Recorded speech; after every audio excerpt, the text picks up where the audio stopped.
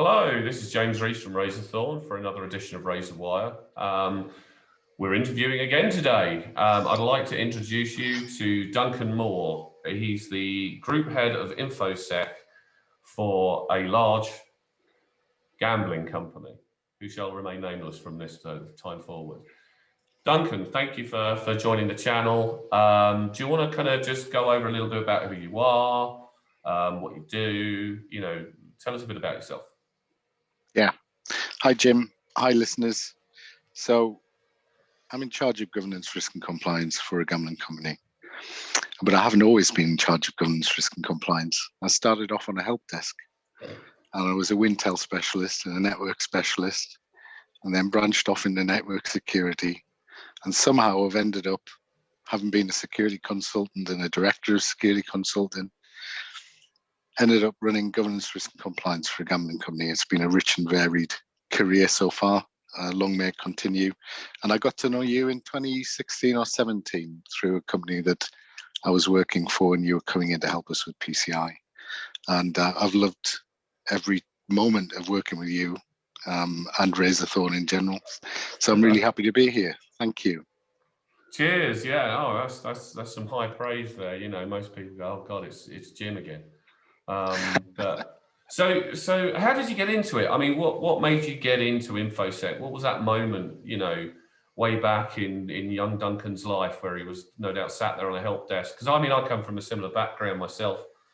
I was first and then second line support before I got in. But what was the point for you? Was it just, oh, Christ, I can't take any more phone calls from some of these people, or what was it? Because I'm guessing, and I'm not being rude here, I'm guessing it was quite early on, the internet was still quite young then, .com boom and bust was either in flow or just happened. I mean, what was that turning point for you? Yeah, so came out of uni, and I had a mate at uni who helped me build PCs. So I got involved with computing later. I actually hated computers throughout my teens. I remember my dad had a Windows 3.1 Toshiba laptop, lots of floppy disks hanging around, and I hated the thing. So it was a real surprise to get into computing at university, and me and my mate Dave got into this EPOS company on the help desk, and I followed him. And we built PCs and we played games, Half-Life, Counter-Strike, all of this stuff. I got onto this help desk and I developed an interest in networking. And I actually took out a career development loan when those were still around. I'm not sure they're still a thing. I did an MCSC and a Cisco CCNA, and it was the networking part of it that really interested me. And that led me towards firewalls and things like this. And it led me towards Unix systems and IP tables and, all of this interesting stuff that you could just absorb yourself in like a pure techie would. And it was a bit nerdy, but it was really good fun. And I remember the moment when I got out of the EPOS company, I left as a senior network consultant to join a local firm as a startup initiative right after the .com bubble, and it all burst, thinking this is a great idea. Let's do a .com. The market had gone. Really naive thinking. Anyway, SST was a local company that was offering managed IT services, and it was doing a bit of the early NOC and SOC and a bit of early SIEM stuff as well, monitoring things. And this guy said, come be our main engineer, be a security engineer. And this got me interested. And from there, it was balancing security and networking for a long time. And I was in and out of telcos and British Telecom and various places, and ended up in a reseller. So I ended up working on networking and design and implementation, as well as the security layers from a network perspective. It took me into a big bank, Barclays, where I designed and implemented and architected all of the sub-Saharan African network security strategy, which was based at that time on Cisco Get VPN, an early adopter at that stage. And so it was a steady growth towards security from a networking perspective. But I also had a background in general computing and server technology. And so fiddling around and playing with stuff, building my own virtual machines, became a Czech team member, was really interesting. And for a long time, that was where it was at for me, specialization, expertise. Mm-hmm. That's, I mean, a lot of us who are, dare I say it, kind of old timers now in infosec, who've been around for sort of 20 years or so. A lot of us came from that techie background, because back then infosec wasn't a really big thing. I mean, there was some security people out there, but they tended to be quite rare, and I remember it being termed as IT security back then.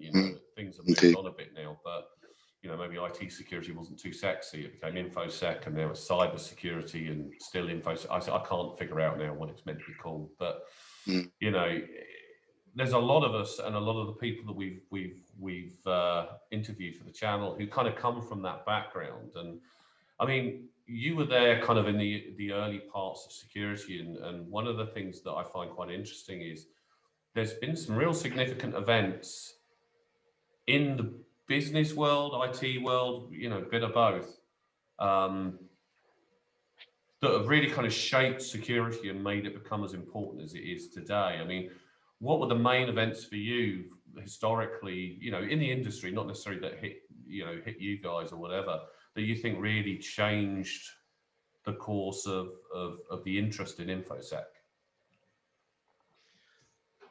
Yeah, well, I came into it at the time when Y2K had just happened, and it was all that furore. And Yeah, I remember that one. somewhat missed the boat because I did become a contractor for a long time, for about 10 or more years, I think. And there were stories about Y2K. So that influenced my thinking. Of course it did, because it was a major event that was going on. But one small event that teased my interest and pushed me in that direction was, that company I mentioned in Bolton, the little startup I was involved in, eventually bought into.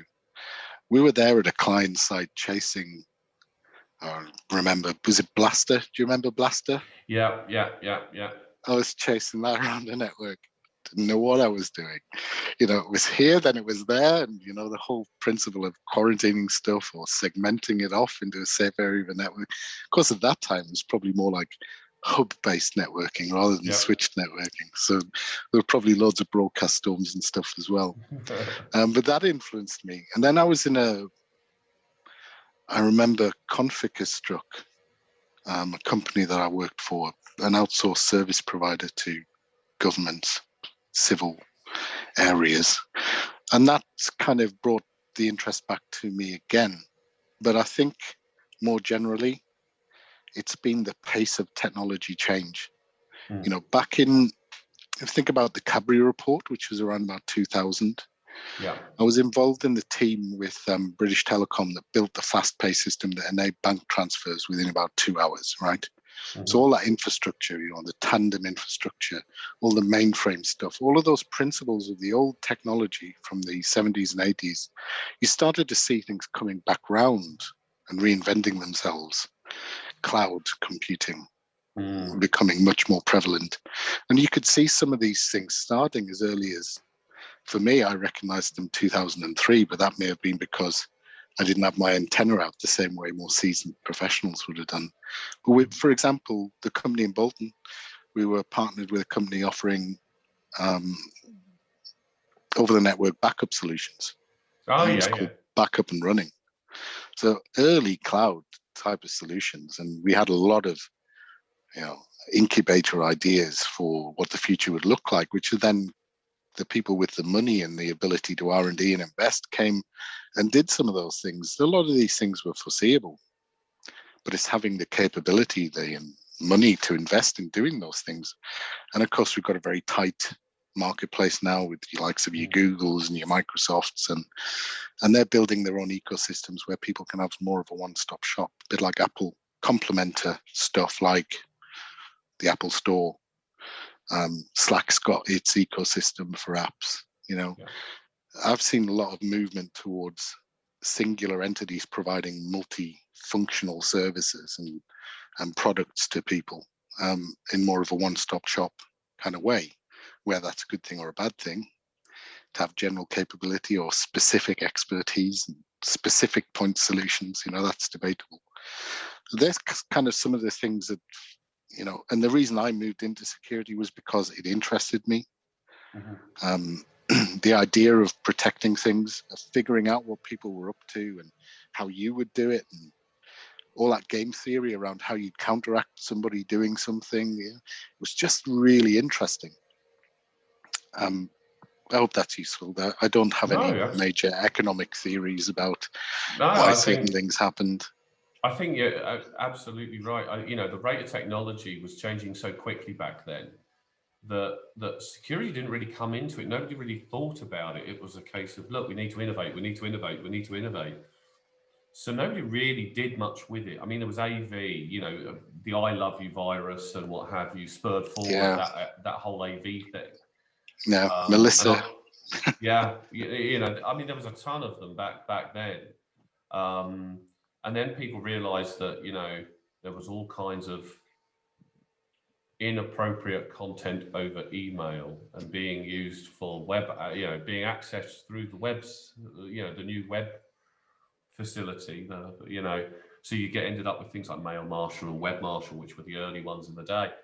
And it's weird, security has always been playing catch up, and nowadays it's become a lot more important as part of that initial process. And I think things like what's happened with SolarWinds, Malwarebytes, FireEye, all of these key organizations that have reported being actively attacked or compromised. Not all of them were compromised, obviously. I don't want to get sued, but you know what I mean? And then there's this recent one, Centrion or whatever, I think that name's right, that the French security service has been compromised for 3 years, So dwell time, amazing. It is. It's a big ticket item now, but let's see how it goes. I think it's been going that way for a long time. People have realised now that security is not something you can just ignore anymore. And that's a real game changer. Well, this is it. When your governments and your... Sorry, go on, Jim. No, I was about to say there's more security people now than there ever was back when, 15 years ago. It was, there's whole communities of us that have sprung up now. Yeah. Back then, if you met another infosec person, it was like, yeah. Oh my God, another infosec person. Let's go for a pint. Let's go for a chat. Yeah. Usually quite exclusively with pure information security chat on offer, which can be exclusive, the ability to communicate with non-infosec people is a rarity, or has been in the past. Back then, to have an infosec conversation, the internet didn't have all these communities that we've got now to have that chat. But so what do you think are the most significant challenges for an infosec person? I mean, okay, things were very different when we first got in, but nowadays, in today's world, business world, the way things are moving at the moment, especially with what's been happening recently with the whole pandemic thing. I mean, what do you think are the most significant challenges that we face now? Is it, still the pace of technology, in your opinion, or is it the rapid increase of attacks, or the fact that we've had to suddenly change from all working in one office now to being all sat at home? I mean, from your perspective, what are the more frightening things? What are the things that keep you up at night? So, what can we do about that external environment? We can try to understand what it looks like. People talk about threat landscapes. But at the end of the day, you can't predict, if you're an internet-based company or entity or organization, how someone's going to come at you, can you? No, except for knowing that you've got decent hygiene and patch levels, and that you're a little bit ahead in the arms race compared to people who are doing it worse than you. That's an interesting point, just to branch off for a second, because I did a little risk report recently, and I found some interesting trends in it. One of them stuck out in particular, and I rely on stuff like the Verizon data breach report and all of those usual things. And 2 to 4 steps to compromise. So there's a lot of people, using commodity tools who haven't got a high degree of skill. I don't even count myself as having a high degree of skill anymore. You know, but you're out of date very quickly. If you're a really top level ethical hacker, or if you're on the dark side of the fence, which you shouldn't be, you know, you need to keep in that game and on top of it. But there's a lot of people who don't have that skill, are just sitting at a level a bit lower, who are trying things out, or they've got criminal intent, or they're organized together, taking 2 to 4 steps to pick the low-hanging fruit that's out there. 2 to 4 steps to exploitation, I mean, right? So if it takes 2 to 4 steps, and you can have a system that's resistant and has 5 to 6 steps, arguably, that you could theoretically imagine it would take, you're a little bit ahead in the arms race. And I don't like to put it this way, but a lot of people think we need to be 100% secure. You'll never, ever get to 100% secure. Yeah. You can try your hardest and have a run at it for sure. Do not be unambitious, but it's very hard at scale to have 100% security. Often it's broad basics, the brilliant basics that you're looking for most of the time. So that I find interesting as a notion for security, that pragmatism that once upon a time wasn't there, because you have people looking at it in a very black and white way, going, you're either secure or you're insecure, and there's nothing in between. Well, guess what? There's a load in between. But then internally, looking from the internal perspective, if you can be adaptable and flexible and recognize things are going to change, business priorities are there. If you're not in the security business, I know you are, but if you're in the gambling business, the business's primary activity is to enable customers to receive gambling products and services. We're not in there making money out of being a security company. So we're there to enable this stuff to happen. Our ability to keep pace with all of the roadmaps and the things that the company wants to achieve and to have an input requires a degree of flexibility and pragmatism. Because if you want to do everything perfectly, it's going to take a long time. And if you're not doing that for the most important things where you can have a competitive advantage and you're doing it for everything, that's going to exhaust your resources very quickly. And then you get into thinking, well, what role do things like AI and machine learning and automation play? And the answer is that's very difficult, I think, to take advantage, because you've got this ecosystem and it all has to work together. And people still have to run it. So people become a limiting factor in some degree, because we don't scale as well as machines do. We can't work 24/7. And I find it interesting the way they're trying to automate penetration testing at the moment. Network and infrastructure stuff, yeah. Webs and application stuff, I doubt it. Maybe some bright people will figure that out better than I can. I'm with you on that one. I mean, we've come across a number of firms who say, oh, we do automated pen testing, and I'm like, no, that's vulnerability scanning. Okay, it's clever vulnerability scanning. Maybe you've done something to make it more clever. Fantastic, but it's not pen testing. I think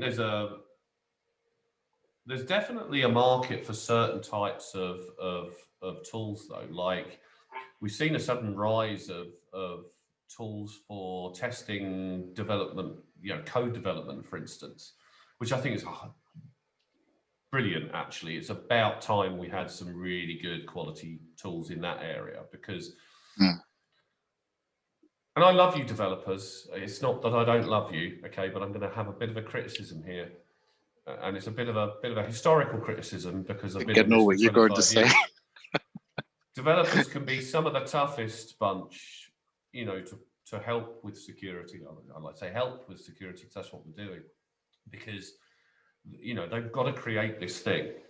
And unless it's a security product, obviously, and it's built from the ground up to be secure, security doesn't normally come in until quite late in the stages. So, having development tools that look at the quality, not the quality, but look for the standard stuff within code whilst you're developing it, can only be a good thing, especially if you're doing a lot of development. I mean, gambling space, there's always kind of new, games coming out as part of the portfolio. And you know, what you don't want is some hacker figuring out that if they alter a little bit of the packets going through back to you guys, that they can change those results, and thus get more payouts than you're obviously, you know, mandated to give out. It's your space is pretty key and interesting, because you must see some significant attacks quite regularly. Some, you know, some really high quality ones as well. You know, because you did mention, you know, you've got the hackers who are really good, like the really good ones, and protecting yourself against them is I wouldn't say it's impossible, but you know, it's pretty significantly tough. Absolutely, yeah. But then you must be getting attacked all the time by everybody. You know, everybody wants to try and you know, hack a gambling system to pay out, surely. Yeah. In generic terms, you look at a lot of DDoS stuff. You look at a lot of credential stuffing. Mm-hmm. And it's quite commodity, in my opinion. And gambling firms, this was put to me before I joined my current employer. The really great thing about gambling firms is it's fast moving, it's dynamic. There's a lot of stuff going on, and you're a big target. Why is that? Because you've got a lot of customers who are funding accounts, and so there's a lot of money at stake. You know, if you can commit a form of fraud, I'm not advocating people do, you know, if you can drain an account of a certain amount of money, get that out, because of the numbers involved and the scale, you can make a lot of money out doing that. And so there's a form of arms race going on.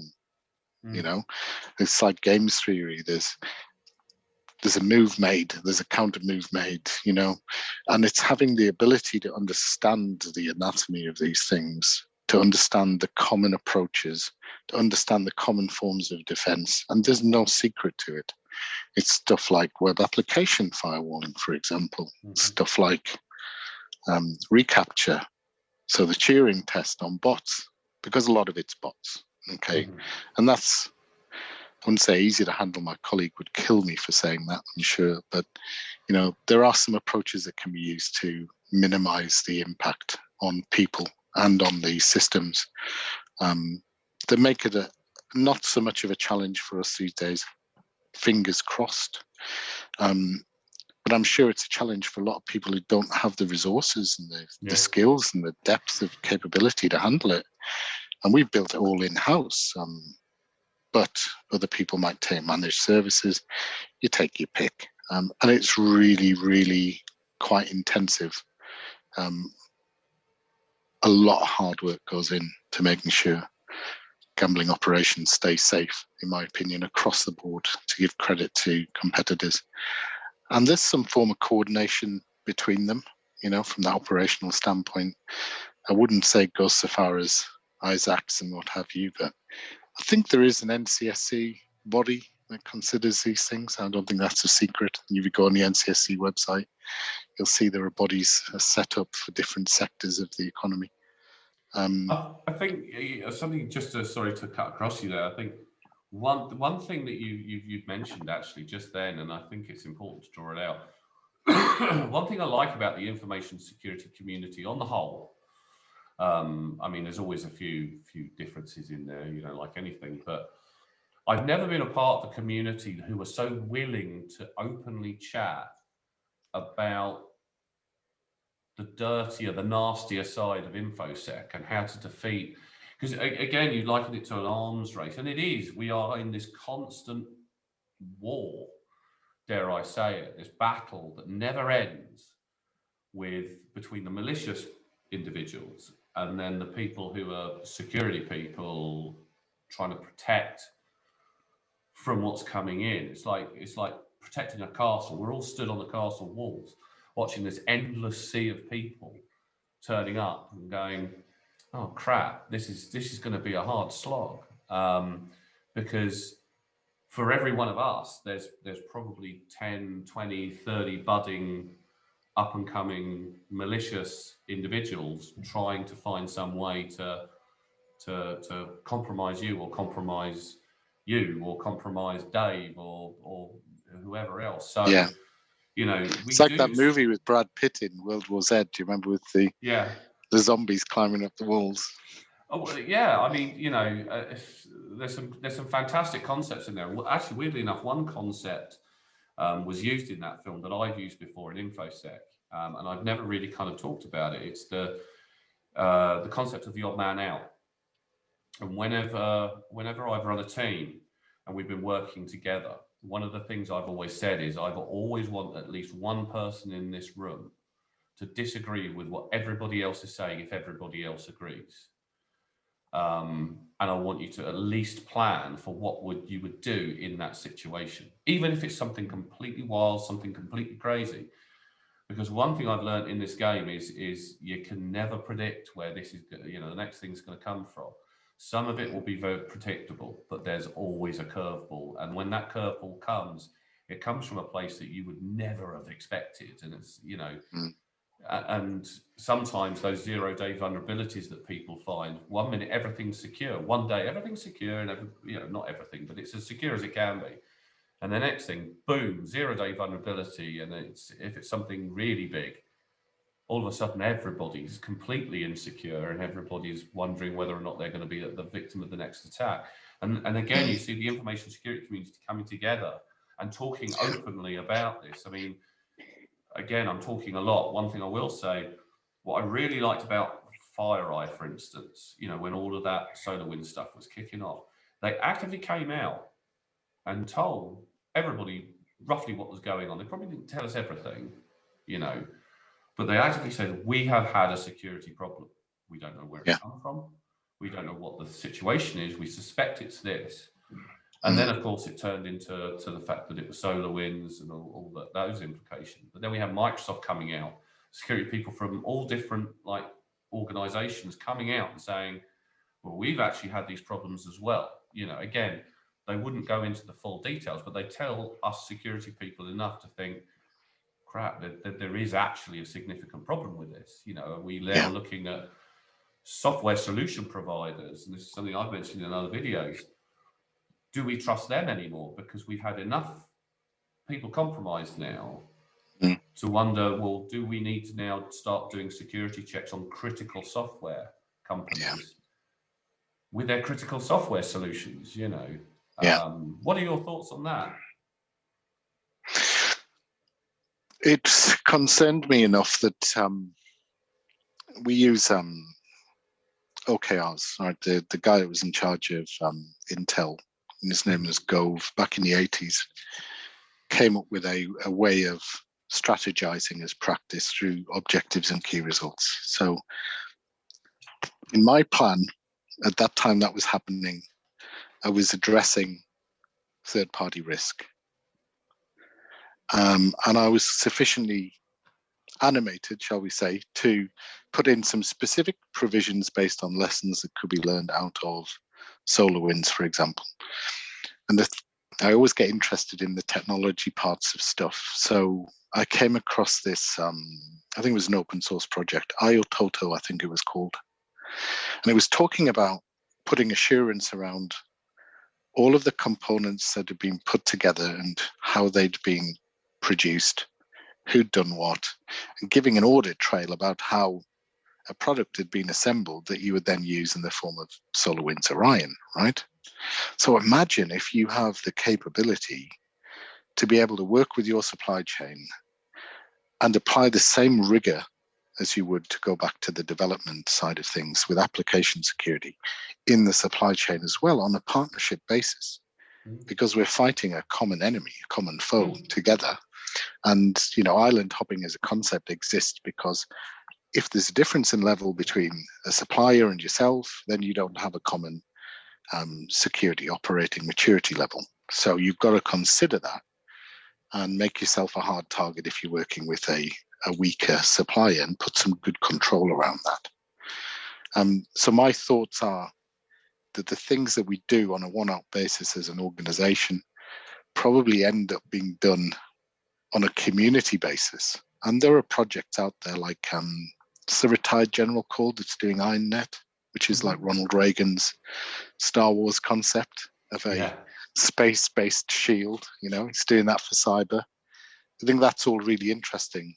And I think where it becomes a challenge for commercial entities is competitive advantage, how much to share. Are we happy that somebody else is being attacked, or do we want a common form of a defense? And I think that depending on where your starting point is, if you're a business person or if you're an infosec person, you might take different points of view. I don't know. I'd like to see a situation where there's a healthy level of shared hygiene. And we'll probably never get there because human beings are, a lot of it's to do with human beings and human behavior rather than cybersecurity being the problem. Cybersecurity is the medium through which human beings, good or bad, will play their games out in real life. So to answer your question, I think do as much as is reasonable to protect yourself in terms of third-party risk. There are capabilities out there. If you get cyber insurance, you've got products out there that'll give you a score that will be an input into the premium that you'll pay. You know that, we're talking about that recently. And then there's the rigor around assessing your suppliers, whether you do on-site audits or you do online assessments. How do you check in with them? Different levels of criticality of supplier. What is your playbook and your standard set of responses to managing risk in those areas? I think all of that needs to be thought through and prioritized based on how important those suppliers are to keeping your business running. Easy kind of common wisdom, that really, but I can't give away the details of how I do it exactly because I don't want anybody to really know, but we keep a good eye on things. But you can get caught out by the World War Z, the guy who was the old guy that was not the target for the zombies.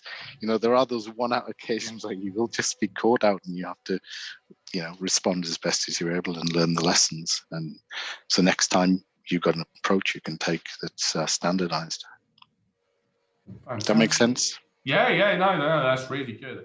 Getting some insight, again, you've got such an interesting view on things because of where you work and the industry that you work in. It's not one that everybody gets a chance to do. I mean, my background's mainly before consulting, obviously that opened up everything for my interactions, but mine was all reinsurance and stuff, and it was risk. So I learned a lot of that side of the stuff, but it wasn't until I was at the FT that I experienced an uptime of, well, it's always got to be up, and you can't afford to have security events, and it's there's big impacts if you do, and it's not just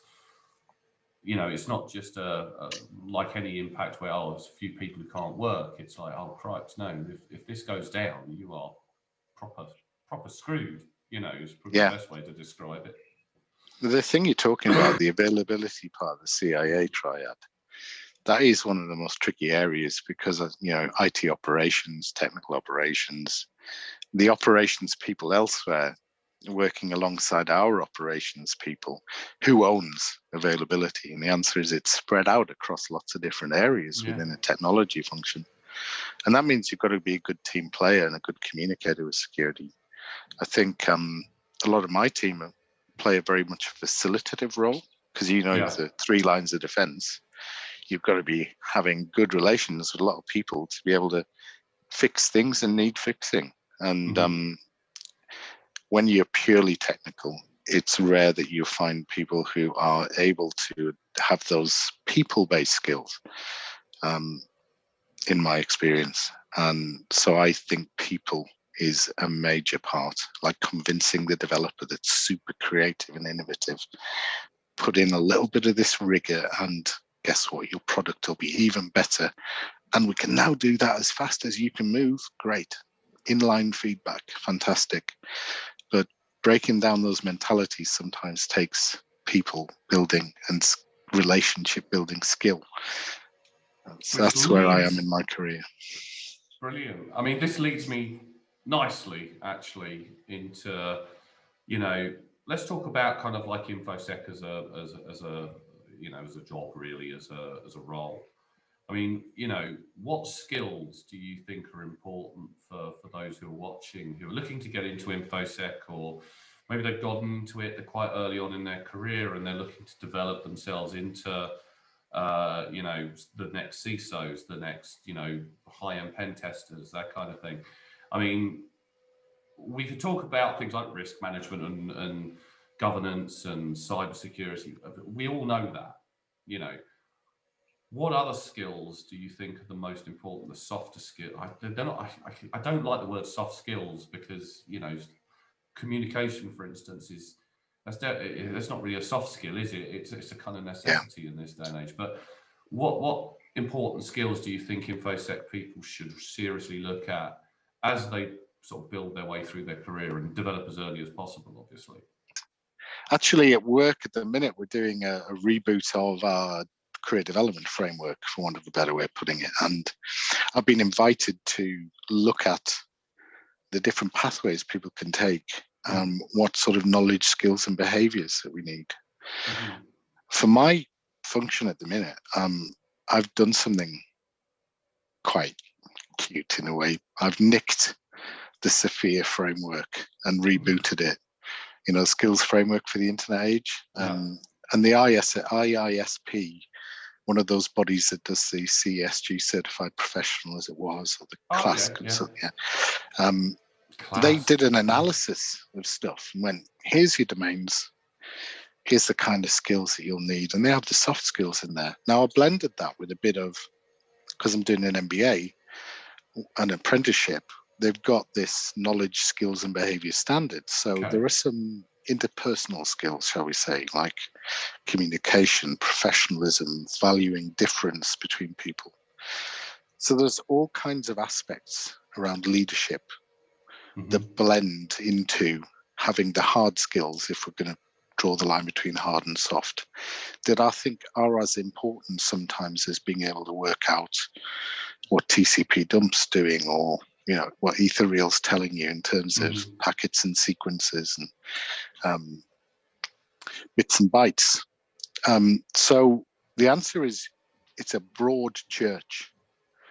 And there's areas you can fit into. You can be an operations specialist, an engineering specialist, an architect, an AppSec person, a governance, risk and compliance person, an ISMS specialist. There's so much space in which to breathe within security. But one thing is constant, is that you need to have the ability to solve problems, be positive and optimistic, because it's a bit like an onslaught at times, and you have to have resilience. Work with people well and facilitate the production of answers and the taking of action to sort things out. And do that episodically, incrementally, on an ongoing basis, and with the right direction, you'll get to a reasonable place of security. And this does not apply to Ministry of Defense level or DoD level stuff, because that's a different level of rigor. But generally speaking, those skills can take you a long way, in my opinion. Did I answer your question? Yeah, you did actually, and there's some quite interesting stuff in there. What about certifications? I think I get a lot of people asking me, what certifications do I get? And every now and then you see these people crop up on on LinkedIn, or they when they're asking for a job or whatever. We get that a lot, and they've got like everything under the sun. They've got CISSP, CISM, CRISC. They've got there's a million certs out there, and they've obviously spent a lot of time and a lot of money getting it. But I mean, I know what my opinion is on this one, but it would be interesting to get, before I say anything, I was just wondering, what is it certification wise you would recommend anybody who's coming into it, just into it?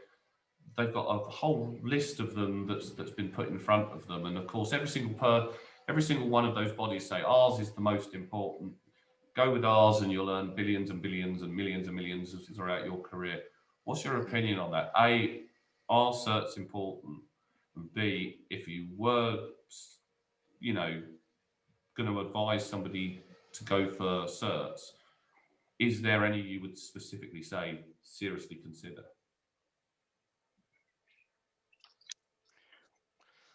Certifications. The old argument of experience trumps certifications. The answer is it's probably useful to have both. And the reason I say that is you gain experience within a context. If you're stuck in one company for 15 years, the boundary of your knowledge and the skill that you can apply is going to be limited by that one context. Mm-hmm. But if you move across a lot of different companies and sectors, and dare I say nations or different parts of the world, you're going to see things from lots of different perspectives. So experience, yes, but to get experience, sometimes you need an access point into the industry because nobody's born out of the womb as an infosec professional. And you've got an old cadre of folk who'll go, I am this gatekeeper of what is infosec, and it looks like this, and thou shalt not pass. And that's quite an apt description. There's a lot of Gandalfs out there. But in reality, we need to refresh the community with new blood, new ideas, new thinking. And that's going to come by allowing people in, allowing it to be a permeable boundary. So if it takes some certifications to get in, and you're prepared to invest in yourself with your own money, $2.5 grand per course or whatever it is, do you want to do that? Do that. Everybody's free to choose. I did it. Some of it was funded. Some of it I funded myself. Why? Because I was transitioning out of solution and enterprise architecture into information security because that's what interested me. So to establish my brand with the capacity to make a move across, I did invest in myself. And so I've got lots of them, and I regret it because now I have CPDs and CPEs and have to do loads of additional work to keep it all running and pay all of the fees to the people to have this body and that body and the rest of it. And after a certain point, it don't matter because as long as you've got the knowledge combined with skill, because skill distinct from knowledge is being able to apply the knowledge in practice and get stuff done to protect your company. Combine that with personal behavioral attributes, being able to fit in, recognize the culture, sense what's going on around you, and you have the perfect combination. We've all got the opportunity to develop there. So yes, I think it does play a role, but it won't be for everybody. And I wouldn't say get yourself stuck in one school of thought or the other, but in all circumstances, just dive headlong into as many opportunities as you can take, unless it's mission critical and you're going to screw something up. Don't try something for the first time when there's millions of pounds on the line, right? But follow the lead of somebody experienced who knows what they're doing and learn from it. And I would say that is a pathway to success. And you can go really far, really quickly in our industry if you can learn as you go and continue to learn. And it can be exhausting, but it's really quite rewarding. Totally agree. I mean, I'm with you on this one. I think, I had this discussion in one of the other interviews, and they pretty much said the same thing. They said, look, getting a certain certifications will help you kind of in that early stage of your career to get opportunities that you can then use to develop yourself much, much further. But there is a point where it doesn't really matter anymore. I mean, I know a lot of infosec people who have been around for 20, 25 years. They've had the CISPs, they've had the CISMs, and they've actually let them lapse. I have as well.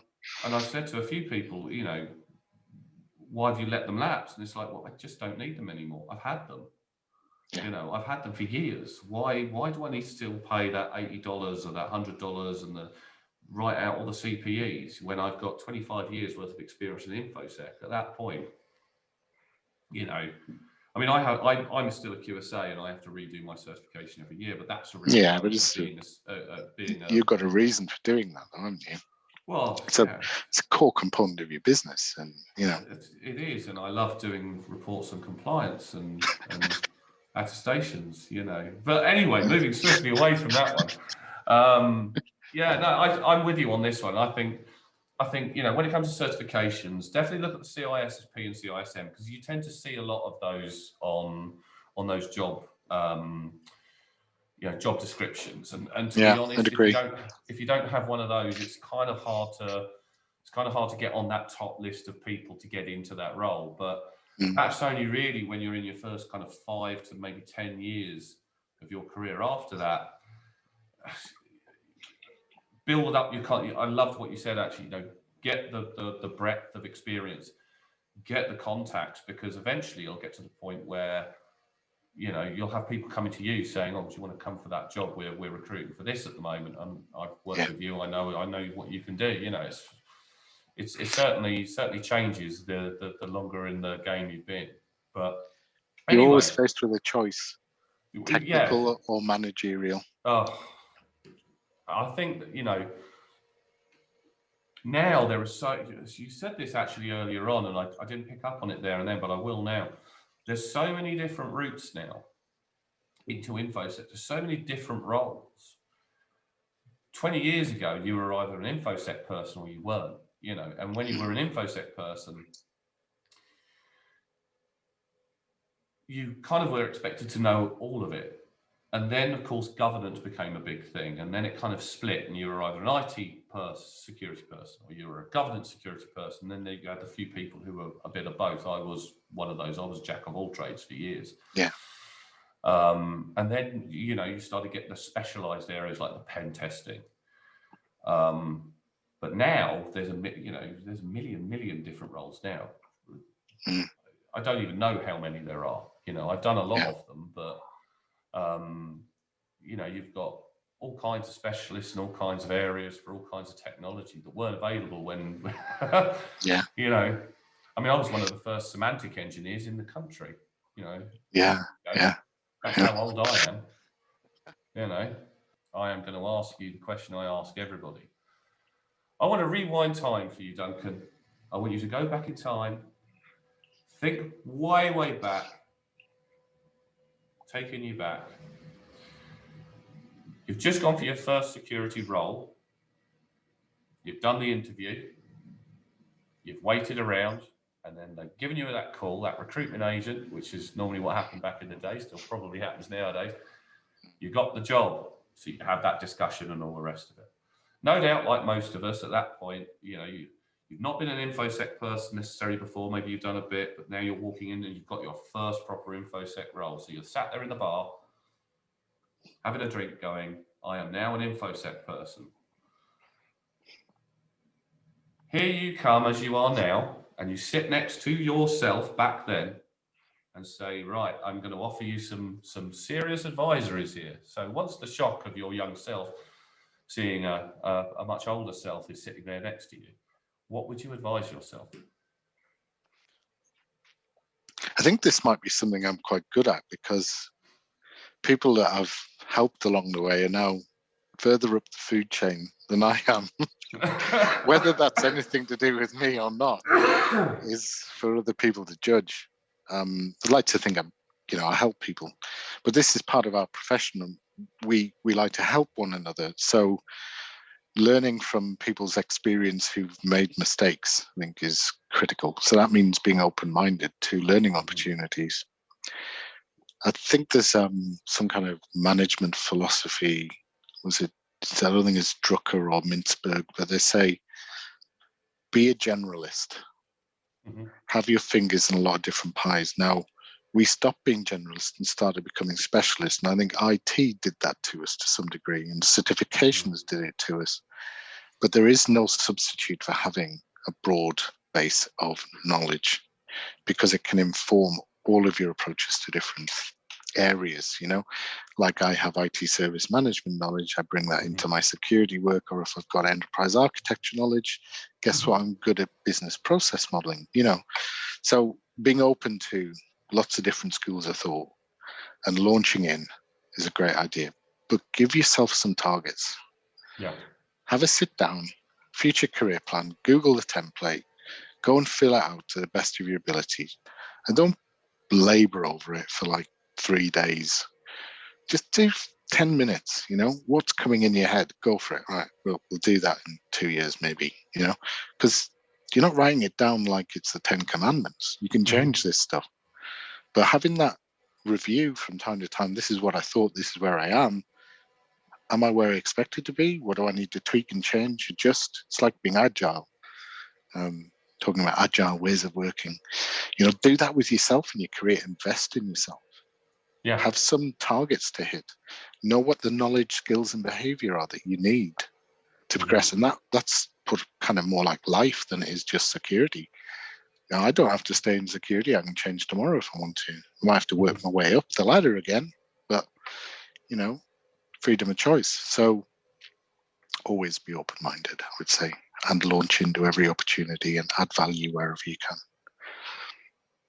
Fantastic. Brilliant. Don't do it willy-nilly. Do it in a structured way. Some structure is good. Plan. Yeah.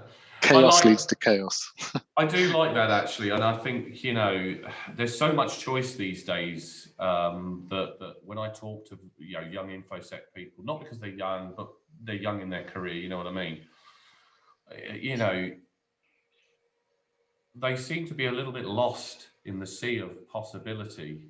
And I say to them as well, try to be as general as possible for at least the first couple of years. Just, see what it's about, get involved in all the different projects you can, be it governance, be it technical, and then start seriously looking at where you want to go, And I love what you said, be open as well, because where you want to be now isn't necessarily what's going to happen going down the line. So once you've got that general base of skills, it's easy to adapt. It's easy to move into different areas. I mean, I know people who came into infosec through coding and they wanted to be pen testers, but they ended up being, CISOs. They ended up being sort of pre-sales support. They ended up being sort of senior development heads, but not doing the pen testing. They were applying their security knowledge to the development of solutions. I love that. No, cheers, Duncan. That's great. So there's one further thing to add. Follow your water diviner. Work out where the energy is flowing and where your energy is, and follow that. And sometimes you'll find yourself in a place where it doesn't quite suit, or it's not fitting exactly, and just reevaluate that and take other opportunities. But you can only do that when you get to know lots of people and build relationships. And I looked on that as a dirty word, networking, at one time. Why do I have to do all that schmoozing, But it's true. You've got to get along with people. You have to get along with people, no matter what walk of life you're in. I think it's communication is an important thing for everybody. And I think even more so potentially in infosec, because we are viewed quite often as a bit doomsday, a bit feary, and you do have to sometimes break a few of those barriers. I mean, it was much worse in the early days. You still kind of get it now a little bit, but it's very different. But our time is done. So Duncan, thank you ever so much for joining us and giving us some insight. For those of you out there, if you've got any questions for Duncan, drop them in. I'll give him a shout and we'll go over those and I'll get you some responses.